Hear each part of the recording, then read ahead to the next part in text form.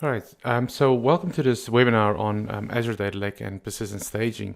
Although it says BimlFlex, you could do everything that I'm going to show you today in the upcoming release of Biml Studio. I'm just using BimlFlex because it's already connected to my metadata. So what are we going to do today? I'm going to very briefly go through and talk about what is a persistent staging area, the considerations around it, the difference between the data warehouse and the data lake in the context of persistent staging, and then automation in Azure. So persistent staging, when considering persistent staging for Azure Data Lake or for Azure Blob storage, and considering it for using a database or a database-based schema, there are a little bit of differences. So if we go on the left-hand side here and look at the SQL, when you do persistent staging, you have an up-to-date schema. In other words, if your source system changes a column definition or adds a column to the source schema, you would go ahead and alter the table, create all your packages or your ETL that associated with you, so your schema is always up to date.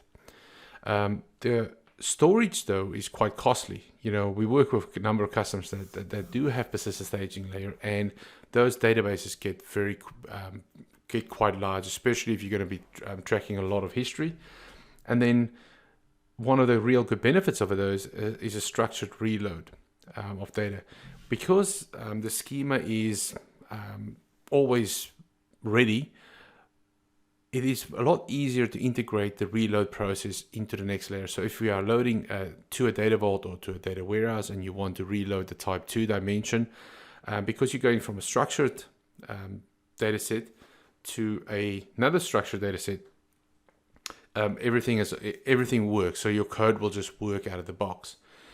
Now on the right hand side here, using a file-based system, what you do is you have schema on read, which means that you would be putting your files into a file structure, whether that is Azure Blob Storage or Azure Data Lake.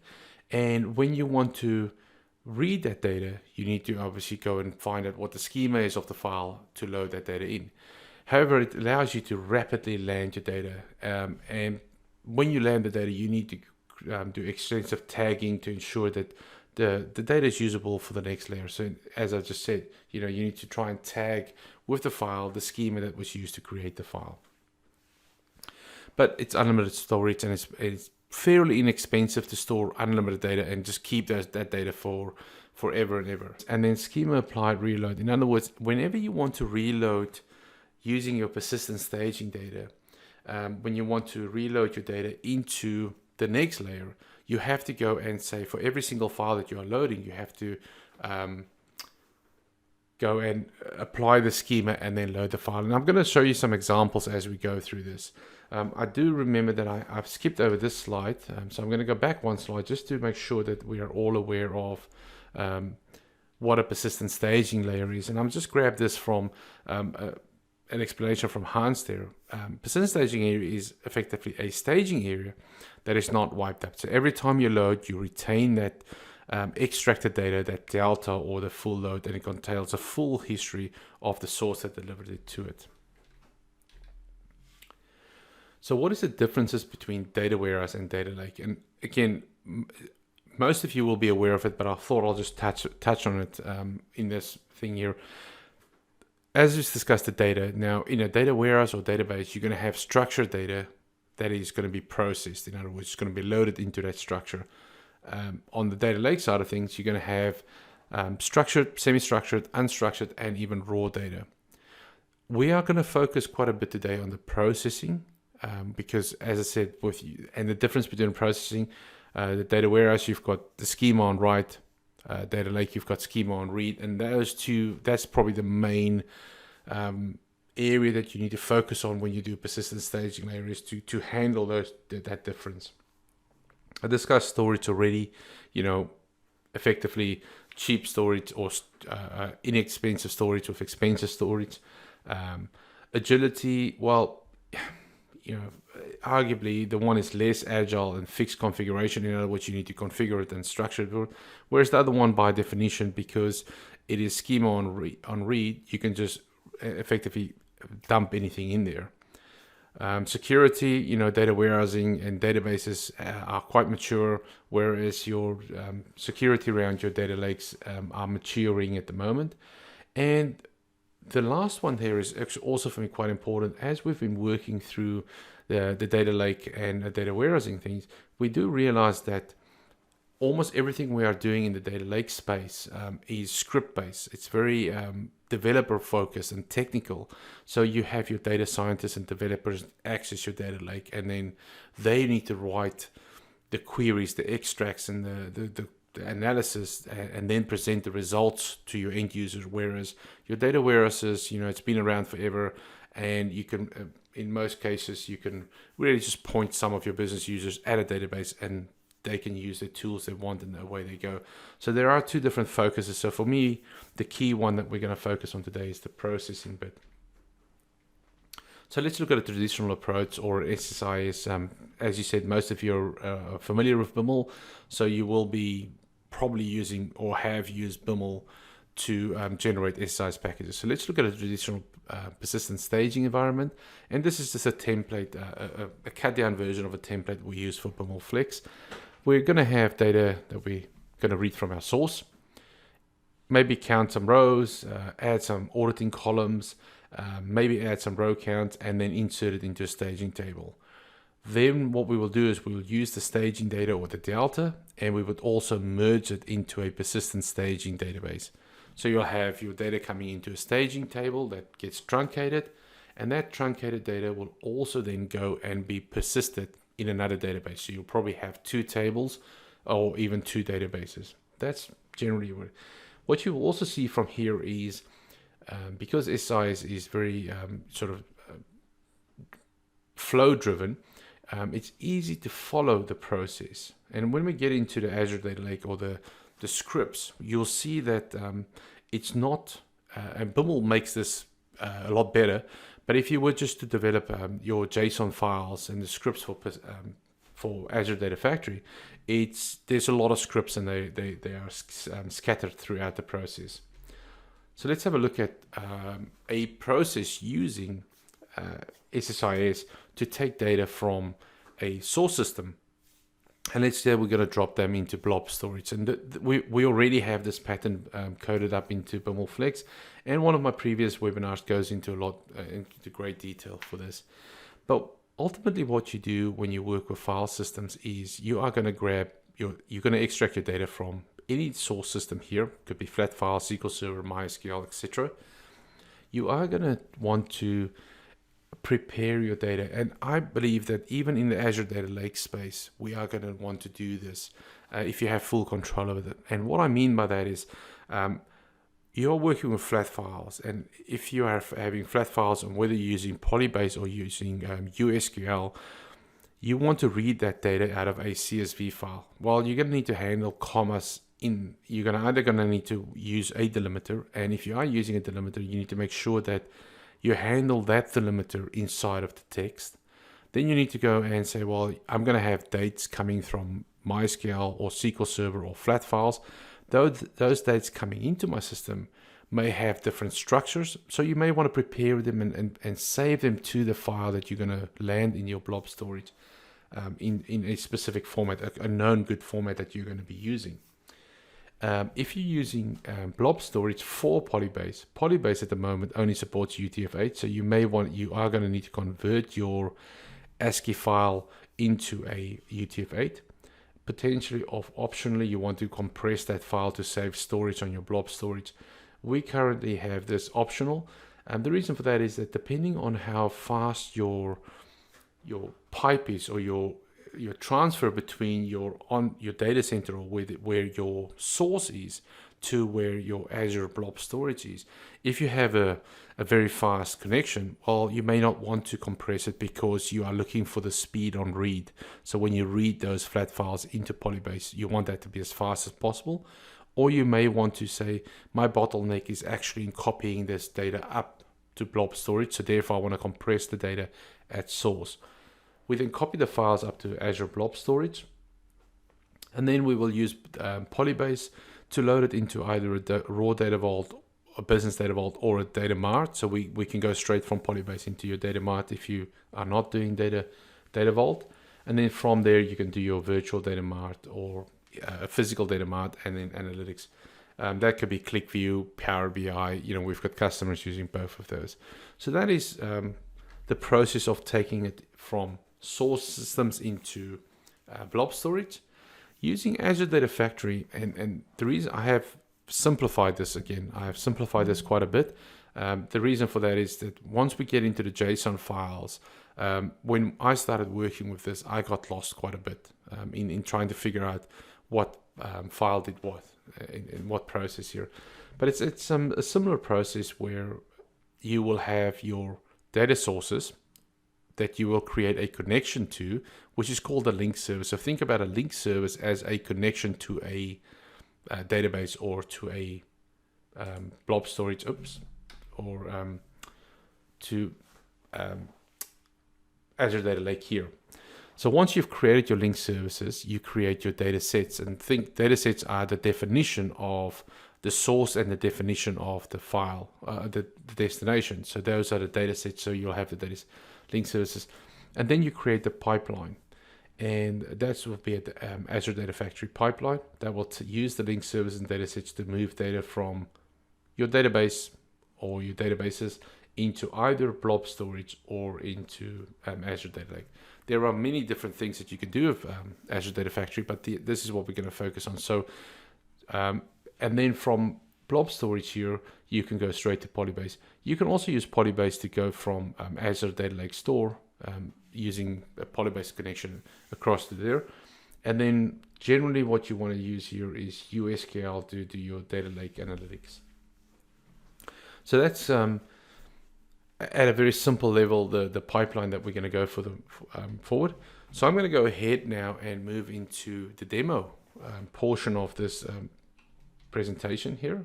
So the first thing I'm going to do is I'm just going to go and get some metadata. So this is BimlFlex, our Excel add-in, and all I want to do here is just go and very quickly import some metadata that I can work with.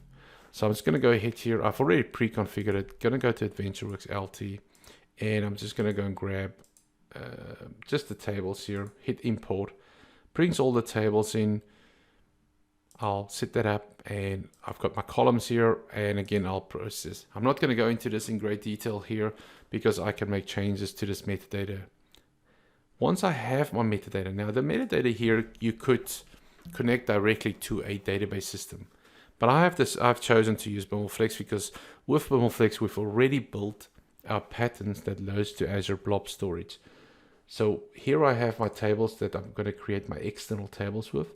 So Polybase, our Azure Blob Storage, Azure SQL Data Warehouse, you need an external table, which is a format file. Think about it as a format that sits over the top of the structure of the flat file. And I'll show you that in action in a minute. So I have my external tables here that I'm going to load from my source to my destination. So that is the traditional approach, or the approach that we use for currently in BimlFlex to go to Azure SQL Data Warehouse. So Azure SQL Data Warehouse templates runs off these external tables that we then load into data marts or data vaults from at the moment. For Azure Data Factory, now I am not going to do a deep dive into Azure Data Factory. Our webinar tomorrow is going to be a lot more focused around the Biml integration of Azure Data Factory. I'm going to do a very high level overview of this.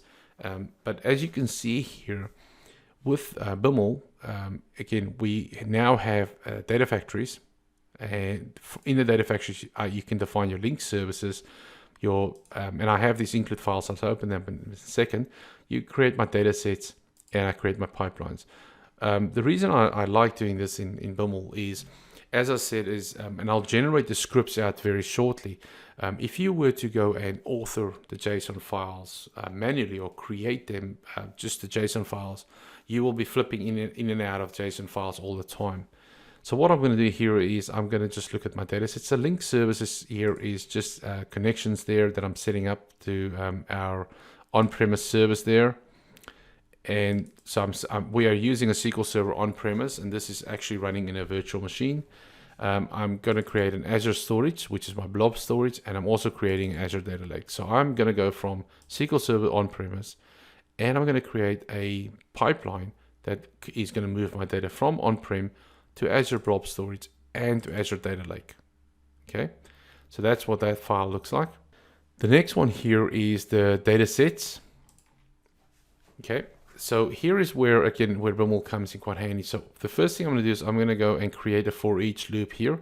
So I'm going to go for each loop instance.object. So because I'm using metadata here, and not, so if you were to connecting this, as you would see in some examples, connecting this straight to a database and saying, well, import me all the objects from that database, and then I iterate through the tables that I just imported. Because I'm using a metadata model here, I have an instance. So all of my table, all of my objects that I want to use is already in this, is here. So now I'm iterating table instance.objects, which is, I'm iterating through my objects here. So I'm getting all of these inside of my Biml. So now for every one of those, I want to create a SQL Server data set. And again, I'm going to connect to my on-premise one. And then I want to create the structure of the table. And I'm just iterating through every single column inside of that object. And I just need to use the column name and the data type here. And within Biml, we already have the data type mappings. Now, as you know, within Biml, we have the system DB type, but this will be mapped to the appropriate data type that you need for Azure's Data Factory, the C# system type. So I'm going to go from SQL Server. I'm also creating a data set for my Blob storage, and I'm creating a data set for my Azure Data Lakes. Now, these are just data sets. Okay. Then the next thing I need to do here is, again, I'm going to go into pipelines. So here are the two different pipelines. So I'm creating a pipeline to load my blobs. So I'm going to go from my SQL Server to my Azure Blob. And I'm creating another pipeline from SQL Server to Data Lake. So just with that amount of Biml, I have now created pipelines to move data, all the tables that I want, as many of these tables, this could be 1,000 tables, right? That I'm going to take from my on-premise server, and I'm going to move it to Blob storage, and I'm going to move it to my data lake. And you can, as I said, in tomorrow's session, we'll do a little bit more of a deep dive into these, the Azure Data Factory bits here. And now all I need to do is hit the build button. So when I build this out now, I will build out all of my packages needed to load traditionally, using SIS. I will also create all of the JSON files that I need to create all of my Azure Data Factory assets. So I'll hit the build button here. That's just going to run real quick. I'll open up this SSIS package here, and this will refresh in a second here. Let's have a look at this build, how far it is. While that is building, I'll actually show you the packages. Now we'll get a refresh button here real in a minute here. Oh, there we go. So the build has completed. So in here we'll have a batch approach that will call packages, and every package will look the same, where we will be just extracting the data. And this is the pipeline that I was speaking about, grabbing the data and putting it into a flat file, then taking that flat file and converting it to UTF-8 and compressing it and loading it up.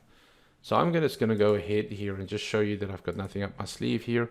So this is where I'm going to be loading it into, and I'll kick off that batch, and I'll go and execute this batch and let that run.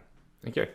So what would also have happened in that build is, if I look at the output that was generated from the build, you'll see now there's this Data Factory folder here that will have my link services, my pipelines, and my data sets. So if I look at my link services first, you'll see there's my 3 link services here. And I'll just open this one up just so you can see. I'll drag this across here. And there's the JSON file. And as I said, with when you start working with Azure Data Factory, okay, so that's just the SSIS packages running in the background. You have all of these JSON files. So think about in the context of SSIS, you have one package that have all of these components together. When you work with Azure Data Factory, you have all of these individual data sets here. So for every single table that I've created, I will have a JSON file with attributes here that will tell me what to do. So it's a little bit more, it takes a little bit of getting used to if you come from the traditional SSIS world. Okay, so once I have all of my JSON files here, all I now need to do is deploy this up to Azure Data Factory. And again, I'll show you another script here. So I'm going to head over to our VM here, and I have two scripts here. The first script here, and I'm going to just run this while I describe the script, because the script does take a minute or two. So what this script does is it goes and says, all of those JSON files that I've just created, I'm going to go and say, deploy all my link services. And inside of that folder, grab all the JSON files and deploy them up to Azure Data Factory link service here. The next thing we're going to do is we're going to deploy all of our data sets. So again, I'm just iterating through all of my data sets, grabbing all the JSON files, and then again, deploying them up to my Azure Data Factory.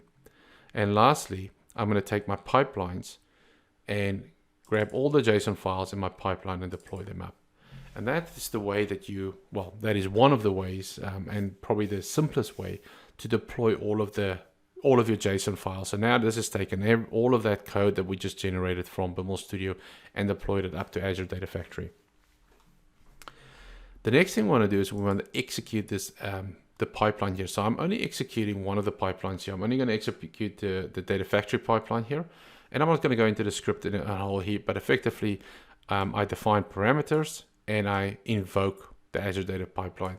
The next bit over here is just to monitor that pipeline, but you can monitor that pipeline using, the Azure Data Factory, the UI also.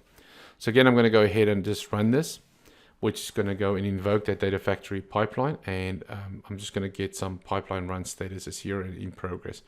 But this is going to go and load that data for me. I'm going to hop out of this over here and back into here. So the first thing I want to do here is I'm just going to go and look at my blob storage. So here are all of my the SSIS packages that just completed here successfully, have now loaded up to Azure Blob Storage, compressed files here. Okay, so far so good. I've pointed it to a source system. I've said to it, listen, get all the metadata from that source system. I might have enhanced the metadata using whatever metadata methods that I want. For BimlFlex, we would do some additional modeling, but ultimately you can connect to a source system, grab as many of the objects or tables on that source system and say, right, run this Biml file scripts over here and just start effectively dumping the data into Azure Data Lake storage.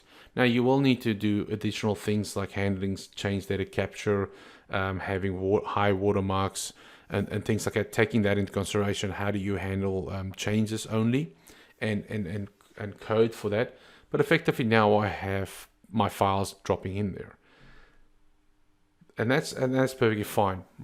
So what happens if the structure of your source system change? Somebody adds a column to a table and you now want to have that table with that additional column. Well, you have to say 5 flat files with one structure and 5 flat files with another structure. And you need to be able to handle the change in the structures. So I'm going to do a couple of things here right now. And some of the things I'm going to deliberately make fail so you can see what the error message would look like, and that it's not very useful in a lot of cases for debugging purposes. So one of the things about the tools that we're using for Azure Data Lake or for Azure data projects at the moment is they are probably maturing still. In other words, the debug messages are a little bit verbose and it's not that easy to understand or debug. Let's go. I'm going to go and connect to my Azure SQL Data Warehouse here. So here I've got an Azure SQL Data Warehouse and I'm going to use Polybase. So the first thing you want to do when you use Polybase is you need to create an external table. So an external table, think of it as a view over the file. So if the file, you define it with a format, you say to it, the file is in this data source. In other words, it's pointing to that folder in Azure Blob storage, and you define that using an external data source. The location of it is a container or a folder within that data source. And what is the format? So at the moment here, I have created the file formats that says it's a pipe delimited zip file, gzip file. And once I create that external table, I can then read the data from that external table. So if I just say select star from this table here, I can use normal SQL and go and read from here. So I can go and do this as with normal SQL. However, let's just say I have created an external table here, and I either created the format incorrectly or the file structure has changed. Let me go and run a select top 1000 from this table and see what happens. So I'm running this query now, and it just gives me this this error message down the bottom here, which, as you can see, is probably not the most useful, but it's saying to you that it's expecting a date time, and it effectively got a GUID there. So with that message, it says, well, effectively the file format that I'm trying to read is incorrect. And that's probably the simplest thing that I can say there for that. And those are the kinds of messages that you will get if you do not have the right format or structure in place. And this is the same for everything here. Inside of you, when you're working with flat files, you'll have these, I suppose, structured to or unstructured data. You have to take an unstructured file or a semi-structured file and actually read it into a structure. And this Polybase is very temperamental when it comes to wanting data in a very specific format. It's very fast, but because it's very fast, it needs data in a very specific format. And that's how we do that. So the flip side of this is the files that has now gone into Azure Data Lake. So let me go and look at that. So here is my Azure Data Lake here. And I am going to go and explore my Azure Data Lake here. I've just loaded files, and I'm going to look at my customer table here. I should have a file that I just loaded. Now it is this one here. So it's 4:30 in the morning here in Sydney. So it's nice and early for me. But that's the file that we just loaded up there. You'll also see a couple of different more files here. Can I zoom in? No, I can't. So these are a couple of runs that I've done, and this is just a file sitting in my Azure Data Lake storage. Now, what you'll see here in the front of this file here is you'll see this this additional value there. And what we've done there is we are working on our BimlFlex project for the Azure Data Lake stuff at the moment. We realized that we need to be able to differentiate with file structure changes. So let me go ahead and show you this file structure here. So I'm just going to preview this file here, and it's going to come up. Once the data comes up here, you'll see the file structure, and I've actually got to look at, I think you'll also see that there's no column names here. And this is another thing that you'll need, the reason you'll need metadata with your files. A lot of file structures like Polybase, they don't want a header row. So we recommend not putting a header row in any of our files, and then having the metadata that tells us what's happening in those files, sitting with the files. But effectively, I'm going to get rid of, I think, this column here, column 4.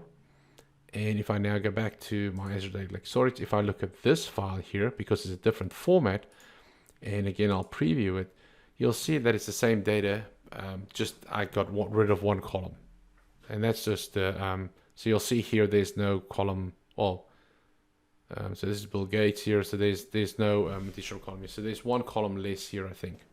With that in mind, what we now, how do we actually now load this? Now I have we have started building some of this logic into what we call the Azure Data Factory format files here, and we are now, again, I'm just looking through the instance node here. I'll zoom in here. I'm going through the root node.table. So I'm scanning through all of these files here, or all of these tables here, which is this bit here. And I am creating a JSON format and things. I'm going to just go and hit update preview so you can see the output of this, rather than me going through a whole bunch of code snippets there. So running this, and I'm just doing this for the customer table, I'm saying that, well, I'm creating my USQL format that I need to create a table in. Then I'm also creating my USQL select statement. I'm giving it a format. So what I do is I get the JSON. So this is the JSON of the structure of this table that I'm going to want to output, so that I can read this in and associate it with that format file code there. So I can generate all the code that I need to now load that data from those file structures going forward. Hopefully that makes sense to you. So I have these two different file structures here, and I'll have the different code associated with it. So what I have done is I've created the code here already. And this is, no, so this is the wrong one. So this is the code here. So what I have here is I'm just going to go, and this was code that we generated to say, from the file structure, go and create me a table. So you can create USQL database tables also. So I'm just going to go ahead and just delete this table here. And okay, and also this one. Oops. Right. Oh, yeah. When you do anything, it goes and it submits this query and it starts processing this. Everything is done through submitting scripts and batches. Okay, great. So what I now do is this create table script here. So what you will have is you will have multiple sets of code. So inside of this folder, and I haven't deployed this up yet because I'm showing it to you. So what we would have in our Azure Data Lake store here is you'll not only have the files, but you will also have a file called thatcode.json, which will give you the JSON structure of that file. You would have thatcode.usql that will give you the USQL to load that file, and then you would have whatever the format code is that you associate with it, SQL that will give you the external table script. So all of these things, and that's how we are approaching this from a BimlFlex point of view, is because we know that our data changes over time, and then we're going to have, we could have thousands upon thousands of files in here, and maybe 4 or 5 different formats. So depending on what files we are loading, and that's how we approach it. So if you think about this, is now I'm going to create the customer table here. So if I submit this query here, this script here will go ahead and now create a USQL table that I can use to load data into, and then do some formatting. So this is a similar approach if you are used to using tables. Okay, not sure what this is all about. So this would normally create a table inside of this driver database here. Oh, that's why, because I'm not pointing it to BimlFlex. Right. And I want to point it here. And now let's submit it there.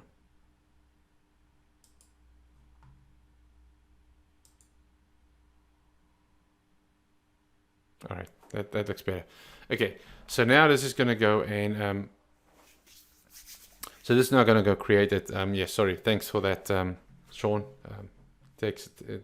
Running demos. I just got Sean just let me know that I'm doing it incorrectly. So now this is going to create a table for me. Now what you then have is you need to want to load that data into that table, or you want to now start processing that data that you've just created. Those files that you create, you want to run some USQL scripts on top of this. So USQL, for those who don't know, when I started, I didn't know, but it stands for Unified SQL. So it's got SQL, some C Sharp, and it is there to combine all of the different big data language together and give you all the functionality. The more I look at it, the more I realize how powerful it is. So now what I've done is, again, we generated this script from metadata because we know what this format code is. let me just, we know what this format code is. We can now go ahead and say this code or this USQL code that I have, apply that only to this format file. So I can read the USQL file and then say, read that USQL file, and whatever is inside of that file, go and execute it. And what would be in that file would be something similar to this. This is not exactly it, but it will go and say, go and look at this, go and look at my customer file, get me all of the files that is of the same format, and go and process them. And then I'm just doing something very simple here that goes and says, well, grab all of the data in there and then output it. Now this script is going to fail, and I've made it fail, and I've structured it in such a way that it deliberately fails. And the reason why I want to do that again is I want to show you what happens if I submit this script, and this takes a little time to run here. It's going to do its thing, but after it's done its thing, it's going to come back with this. No, not with this one, which effectively, let me unpin this here, which come back, and it's very similar to Polybase, where the messages that you get is just, basically the bottom line is that I have the wrong file structure. And this is what will happen if you don't handle the changes in your files. You will be executing USQL scripts, or you will have your pipelines running, and then all of a sudden it'll start failing because, the structure of the file is, or if you are running it and you want to run a big script across all of your data, and there are different file structures in it, you need to accommodate that and bring that data together and that kind of structure. So this is just showing you the drawback of using a file-based persistent staging layer is that you have to handle all of these different changes. In fact, and what we're doing at Verogens is we're actively looking at options and solutions to solve these problems by using scripting inside of BimlFlex Studio. So that's really it. Hopefully what you would have seen here is that Azure Data Lake and using it in conjunction with Biml provides you with the options. And as you said, most of you are already familiar with Biml. I found it, I would say that because I write a fair amount of Biml in my day job, it was super easy for me for us to create this and understand it and saying, well, okay, here are the things. We spend a lot more time trying to figure out the JSON structure. So, I've got to tip my hat to our development team for putting together the Azure Data Factory stuff here and making it easy for us to create pipelines, datasets, and link services, and much more. As I said, there's a full session just on our Azure Data on the Data Factory Biml components tomorrow's webinar. But it was really easy for me to do this rather than to try and work out all of the different Data Factory JSON components, and then just to create a PowerShell script to copy it up there and then invoke the pipelines using PowerShell scripts.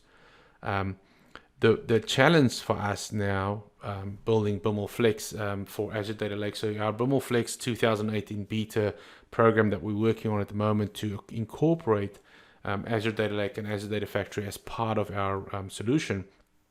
The challenge for us is not the challenge of writing the code. The challenge for us is writing the code so that we can handle these format changes. And that, I think, is the real challenge in using Azure Data Lake for persistent staging. Getting the data up there, that took us probably a fifth of the time it took us to now figure out, once the data is up there, how do we process that in. So our project at the moment is taking all of our Azure SQL Data Warehouse code that we've got for BimlFlex that uses SQL to load into Data Mart and use SQL to load into Data Vault, is to convert that into USQL and accommodating that and making that USQL read the format files and being sort of self-aware, if that's the right word. We're creating Azure Data Lake AI here, if that's the right word I want to use. So that's pretty much it for me. If you have any questions around this, as I said, just we'll be following up over the next month or so as we as we embed more of this code into BimlFlex, we'll learn more from it, and we'll share those learnings with our community as we've done in the past with our other webinars. We will try and share as much of that as we can. So, but feel free to contact us at sales@verigens.com or go to verigens.com BimlFlex. We will be adding a lot more content there around Azure Data Factory over the next couple of weeks. So there's a question here about to what extent is Data Lake supported by Biml Studio and what's only BimlFlex functionality. So all of the functionality that we will have in BimlFlex actually sits on top of Biml Studio. So Biml Studio will support, will have full fidelity with Data Factory, the V2. And what we do at Verigens is we then build templates on top of that to create, as I said, the Azure Data Factory pipelines from metadata. So we will basically just use what we will do in BimlFlex, you can do with Biml Studio. We'll just do all the heavy lifting for you, and that's what we're doing in BimlFlex. How much of the Azure functionality will be available in Biml Express?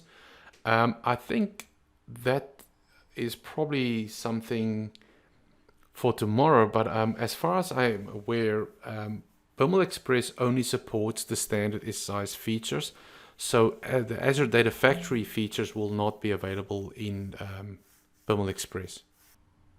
All right, so thank you for your time. I hope to see you guys, we hope to see you tomorrow in our next webinar around Azure Data Factory, where we will spend a lot more time looking just at the Biml and Azure Data Factory integration and do a deep dive on that. So thanks for your time, and I hope you guys have a good day.